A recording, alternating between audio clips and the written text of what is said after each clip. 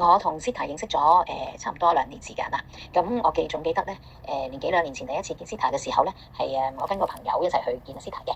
咁第一次見面嘅時間咧，咁就我主要係好奇啦。咁Zita 就同我講不如幫你睇下你嘅人生密碼係啲咩嘢啊咁樣。咁我認識咗呢樣嘢之後咧，一路以嚟咧，我都有陣時都會去計下數有啲咩用途啊，即係用得着嘅喺生活上高。咁譬如話我嘅人生密碼係有啲特點咧，其實係可以話到俾我聽，我點樣同屋企人啦，同埋同事啦，其實身邊嘅人啊，其實點樣去溝通，同埋我哋嘅關係會係點樣樣咯，係即係究竟係點樣大家可以互相配合？因為喺工作上咧，其實好多無論係客戶啊、同事啊，或者係上司啊，咁其實係關係上高咧係好有用嘅，因為知道咗對方係一個大概點樣嘅性格，或者佢哋嘅人生密碼係咩嘢嘅時候咧，咁我就會大概知道咁我點樣可以同佢配合到啦？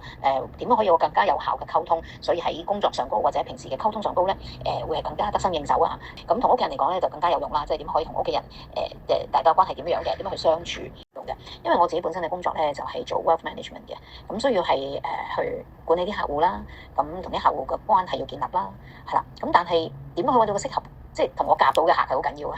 咁所以咧Zita嗰時教我點樣去揾出咩人邊個係我嘅貴人咁樣樣。咁所以我都會用呢個方法咧去即係去睇睇我手上嗰啲客戶啊，係邊啲咧係同我夾啲嘅，邊啲咧係容易同我去溝通到嘅咁樣樣。